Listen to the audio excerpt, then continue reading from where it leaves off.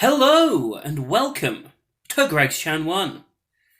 I'm Greg, this is Channel 1, and this is my tankard of milk.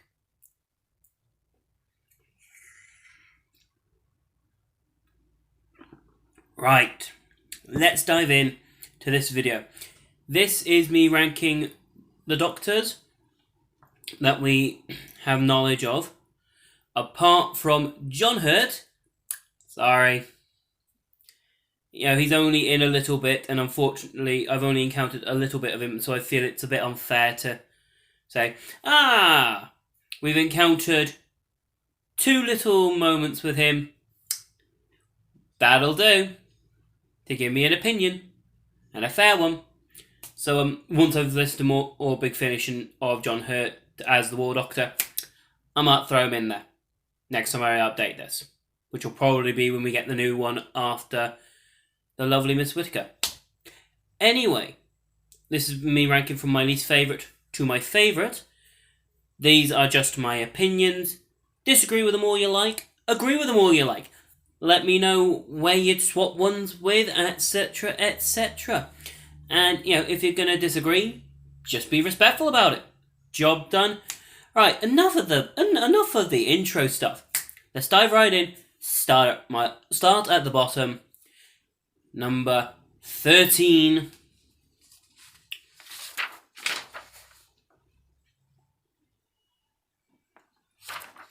Colin Baker.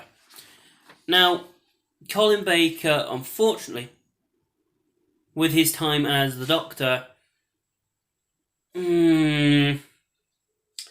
unfortunately I haven't had much interaction with him and in his Big Finish stuff. I think I've encountered his regeneration and a little bit with Evelyn Smythe. I like Evelyn Smythe, so I'm looking forward to getting more into Colin Baker's run as 6th Doctor with Evelyn. But unfortunately, I've only encountered little bits and pieces and the TV series version. And I couldn't like Colin Baker's 6th Doctor in the TV series. He got up my nose, and yes, it's very cliche that anyone that hasn't seen him in the Big Finish stuff ranks him down this low. Sorry, Colin. But making my way up to number 12.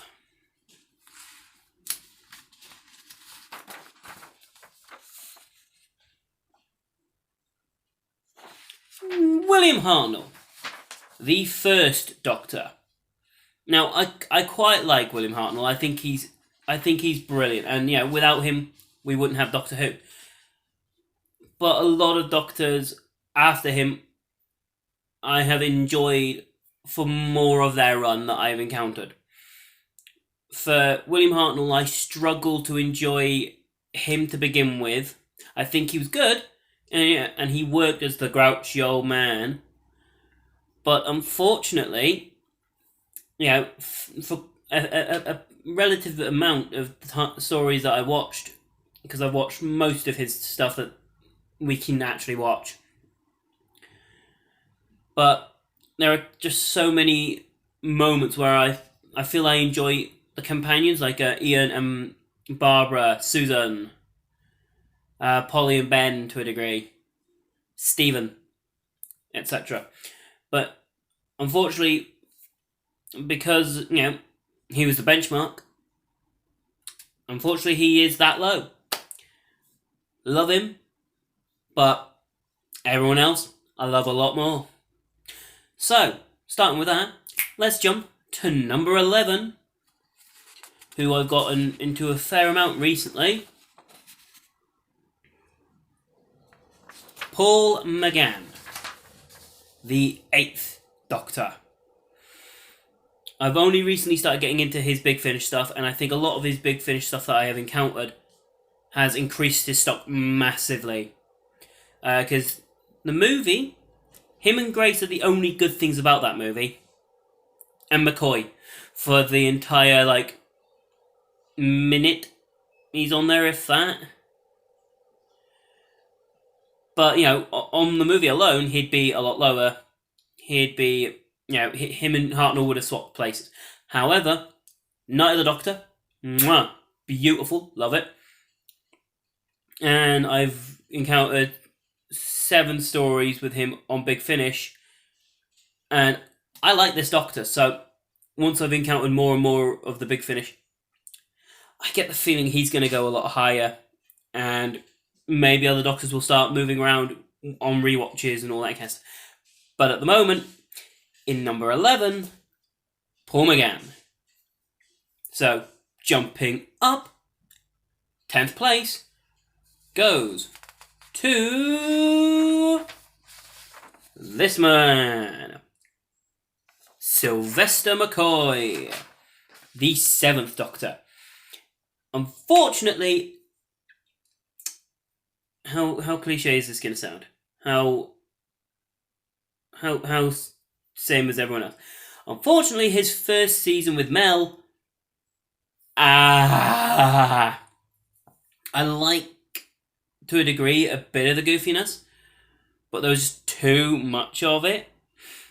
But his final 2 seasons are what boosts him higher than, Hartnell, McGann. But unfortunately, and he comes quite close to the man that is in 9th place. But I'm not going to tell you who that is just yet, because I quite like McCoy. So maybe, when I encounter more Big Finish with him, and when I rewatch, maybe I'm going to have a different opinion, and I'm going to love him more and more. Because I've watched a fair amount of him, and what I've seen of the last 2 seasons is gold. Him and Ace are brilliant. But unfortunately, and this isn't a slight on Bonnie Langford, because she was given a god-awful character to try and work with. So that's Sylvester McCoy. Jumping up to number 9. This is likely to get me a fair amount of hate and a lot of dislikes from anyone that watches this.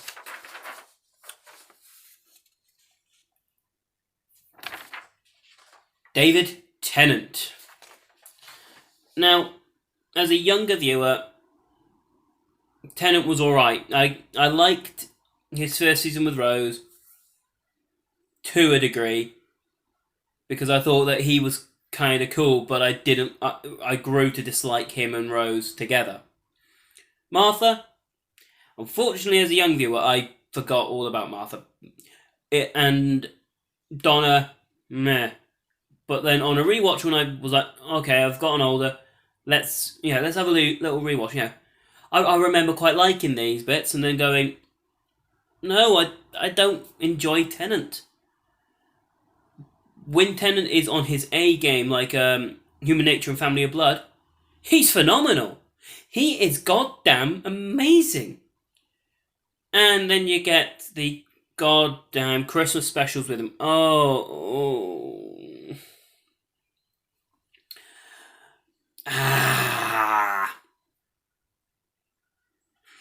Yeah, there were so many issues I had with Tennant. Overall, as the Doctor, he felt very human, but very much like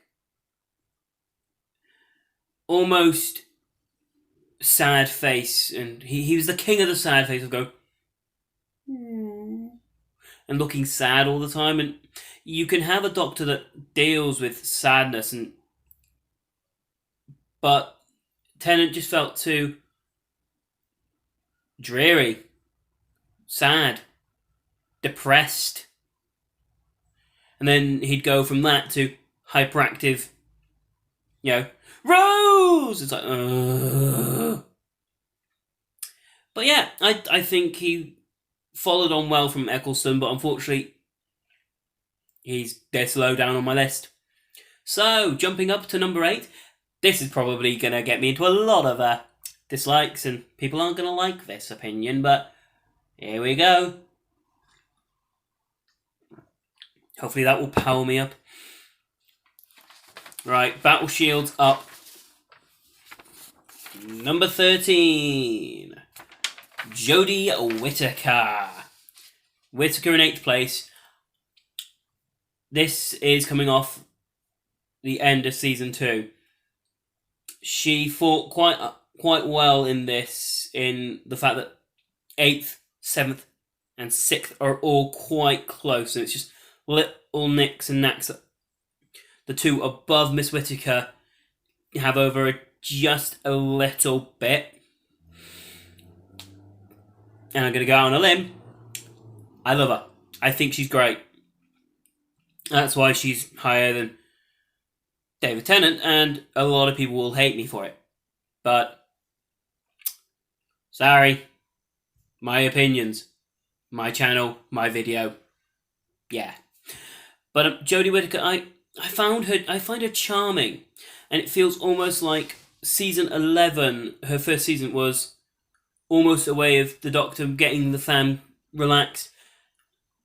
And almost the fam, as she refers to them, almost not believing that it can get as bad as it does in season 12. And season 12 then went, season 11? This is how you truly embrace an improvement. And it did. I mean, if you watch my reviews for the episodes, I think in season 12, there was only really one episode I really didn't like. Orphan 55. But that, what can you do? I'm looking forward to seeing 13 with her next season. And I'm looking forward to whether it's a New Year's or a Christmas special. Just give me more Whittaker, because I get the feeling I'm really going to like her by the end of her run completely. So, who's number 7? Who's just pipped Jodie Whittaker to a slightly higher position? Let's find out. The 3rd Doctor, Jon Pertwee. Now, Pertwee, for me, now, some people don't like the fact that he's flipping guys left, right, and centre and being like, Venetian Aikido, wah! And, that he's almost an aggressor to a degree. But there is so much charm and there is so much smooth. I find him quite smooth. I find him quite a relaxing Doctor. And I'm not quite sure how to describe how he just adds that calmness. And I'm like, you know what? I can relax watching a Pertwee episode.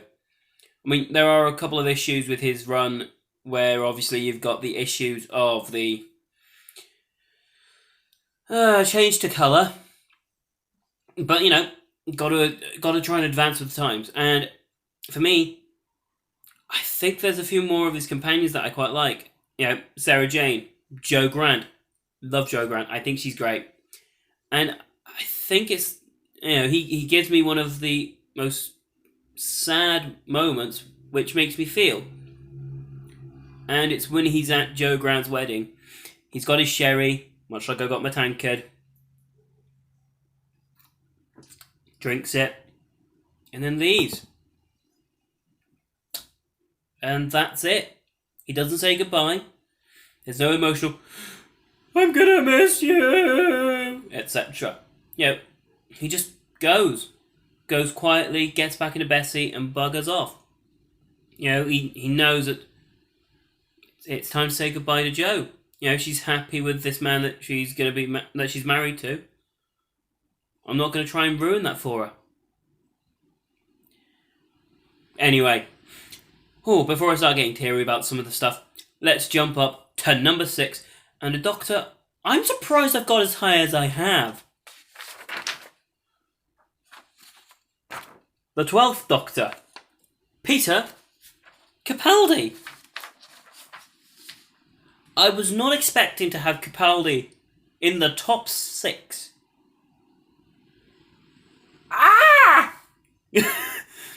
Because for me, he's got one of the, in my opinion, one of the most frustrating and one of my least favourite companions of New Who, in Clara Oswald. That's nothing new, is it? Okay, that's fine.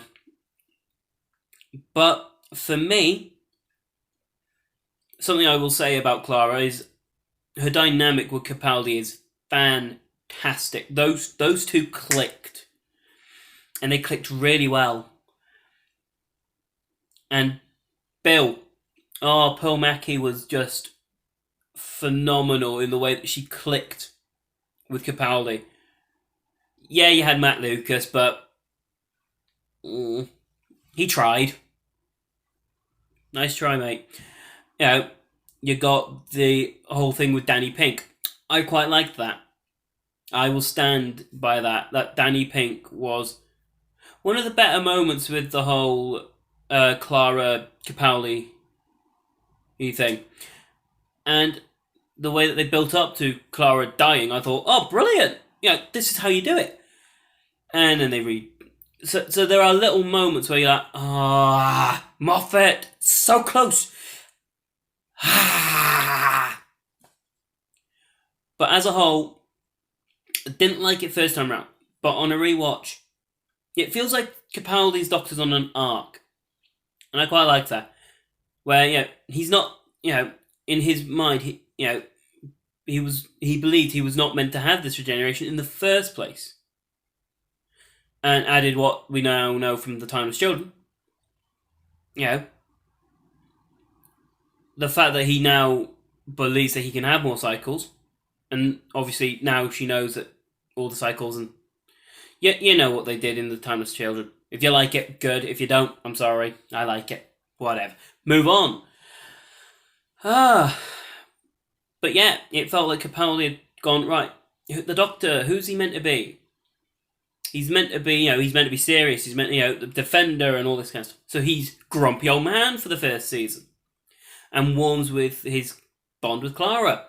Then he becomes midlife crisis Doctor. Sonic sunglasses.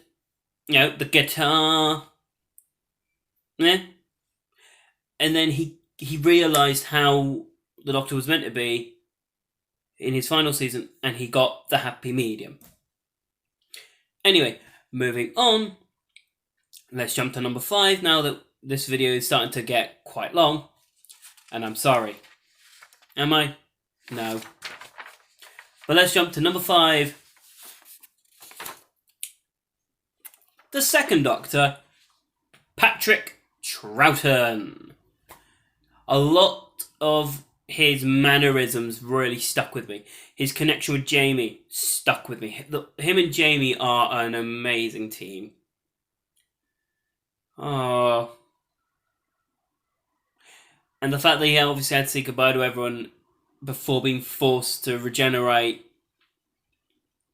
Yeah, that hurt. But I like the fact that he was he was kind of the prototype for what McCoy would become. He'd go in all kind of bumbling, kind of not coming across like a threat, and then turning the tables. I think that's really quite a smart way to do the Doctor,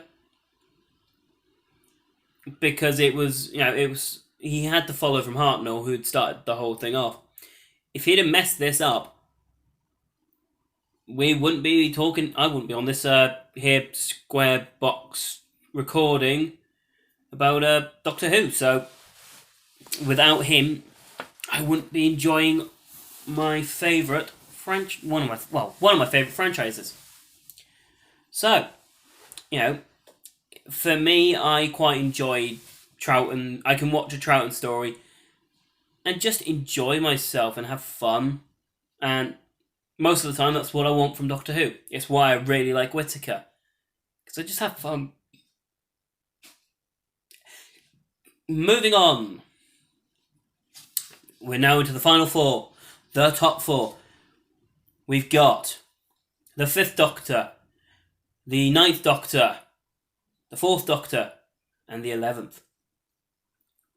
Who's where? Who's why? Who's who? Anyway, let's get back on target. Coming in at 4th place, the 11th Doctor, Matt Smith. Now, Matt Smith had a very, very tough job, especially for most fans, because he had to follow everyone's favourites, apart from mine, because obviously he's a lot lower, David Tennant! Yay! Yeah, and for me, I was there going, right, Tennant's gone. Hopefully this new guy will be more enjoyable, because by the end, Tennant made me feel sad a lot. I was like, oh, another sad episode with Tennant. And then Matt Smith came along, and he was just a bundle of fun and energy and... Oh, his bond with Amelia Pond. Mr. Pond. Sorry, Rory Williams. Mr. Pond.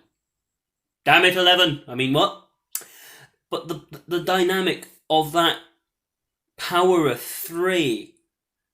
One of my favourite TARDIS teams. Period. I just love the dynamic of the three of them. And they absolutely work a treat. I mean, yes, towards the end, things kind of went a little bit squiffy at the very end of Smith's run, where he got stuck with Clara. Yay. But, on the whole, Smith was a Doctor that I would look forward to seeing what his next adventure was. I would be there going, okay, so where are we going with, where are we going with the Doctor this time?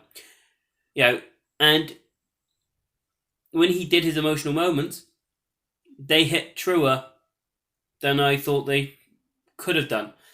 And Smith I liked right off the bat, and then on a rewatch I found I enjoyed him more. So for me, Matt Smith, 4th place. So, we're now on the podium places. The bronze medal. The bronze medal goes to... Oh, this could go badly. The 4th Doctor, Tom Baker. Tom Baker I love so much for the quirkiness and the oddness of him. And for some of his more, serious moments, do I have the right? But anyone that obviously knows that Tom Baker was married to Romana too, Lala Ward, some of the episodes with those two can be quite hard to watch because you can tell that those two aren't getting on off screen, and it's bled into their performances on screen. And unfortunately, that is the thing that drags him off the top two, which most Doctor Who fans who have watched classic and modern, he tends to be in those two places. But for me, comes in with the bronze medal. But I do enjoy Tom Baker. I think when Tom Baker is not angry at Lala Ward, he's goddamn brilliant. When he's angry at Lala Ward, awkward.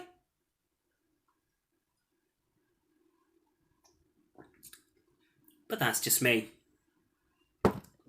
Make of that what you will. But for me, Tom Baker at number 3. Okay, so we're now down to our top 2. And once I obviously say who gets the silver medal, you'll know who my favourite is. So, let's dive in. Silver medal goes to... the 9th Doctor. The 9th Doctor, Christopher Eccleston. Now, a lot of people say, oh, I wanted more than one season. And if you sounded like that, I'm sorry. And if you don't sound like that, cool. Right, back on topic. Now, I think they nailed one... All they needed was one season to nail the way that they intended for Eccleston to go. That one season was done so well, with so much of Eccleston's performance was what got me watching Doctor Who in the first place. And I clicked with him right off the bat. It's the season that I actually really, really liked Rose, because her dynamic with with Eccleston was magnificent. For me, that's the pairing I would put Rose with, because Billie Piper and Eccleston are just phenomenal together, and it's a combination that, yeah, it's a shame we didn't get more, but the fact that we only got the one season, I think, worked so well in its favour, and as much as it was circumstance that did that. And for me, for a lot of Doctor Who, there's you've got to find the moment where you just go, yeah, that strikes me, and will always be stuck in my head. And for me, with Christopher Eccleston as number 9, that's Everybody Lives. And it's the glee of how happy he is that no one has to die. People could have died, but no one had to. Everyone lives. And it was beautiful. It was beautiful. Whew. Which now leaves us with number 1. Now, if you've been keeping track, you know which Doctor this is. This is my favourite Doctor and always will be, for now at least. Maybe in time I will grow and he will slip. I don't know. But he's always been my Doctor since I first ever started watching Classic Who. And that is the 5th Doctor, Peter Davison. Now, Peter Davison, for me, he is a Doctor that has always connected with me. I've always felt that he sells very, very well. He's a Doctor who I enjoy every single time I watch him. I can watch any story with Davison and just really enjoy myself. I'm just like, you know what? No, I'll rewatch this episode again. I don't mind rewatching this episode again. I took out BritBox. I took out a BritBox subscription a couple of months ago, just so I could, watch more of Davison. His dynamic with Adric I quite liked, and the fact that both of them were, to a degree, Davison was a young-bodied Doctor, and so acted a little bit immature to a degree. Adric, massively immature as he's a young kid. His frustration at the fact that Tegan is constantly going, I want to go to Heathrow, I want to go back home. And he's there going, I'm trying, but I suck at driving this thing, alright? You need to learn to live more. His bond with Nyssa, granted they don't get enough time together, and that's probably one of the few issues. But I love that connection. Him and Turlough, and the way that Turlough, becomes one of the TARDIS team and actually realises, no, I kind of want to ride with the Doctor, I don't mind this. Screw you, villain. Guardian. I'm joining the Doctor. Becomes one with the Doctor. Anthony Ainley is at his most enjoyable during this run. Perry. I like it, even though she gets I think it's only 2 stories with Davison. I quite like him. And they give the Caves of Androzani to him. And that gives me one of my favourite regenerations. And something that I would love for them to try with Jodie. And that is, he saves Perry, and then as he's dying, he's got the companions he's encountered over his run, trying to psych him to regenerate and come back from the dead. And Anthony Ainley going, no, die, Doctor, die! I would love something like that for Jodie. because I think that would work. But for me, Davison sells shock and stunned grief very well. When Adric dies, it's the look of just, there was nothing I could do, and you could tell that it's all, at least for me, felt very much like he was struggling to process what had just happened. Because it felt, it was almost like he let himself down. He let Adric down and himself down, and the team. And then Tegan, wanting to leave, and he's like, "Please, not like this. We don't. Please don't.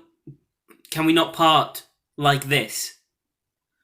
You being angry at me, please." And she tells him, it stopped being fun. Yeah. Anyway, this video is getting really long now, and it's because, there's a lot of doctors and I'm a rambler. And I keep slipping off target. Anyway, thank you very much for watching the video. If you enjoyed, please click the like button, click the subscribe, notification bell, do the doobly thingy majigamabob, do the typings in the comment section. Let me know your rankings from bottom to top, your least favourite to favourite. And I'll see you next time. Cheers and goodbye.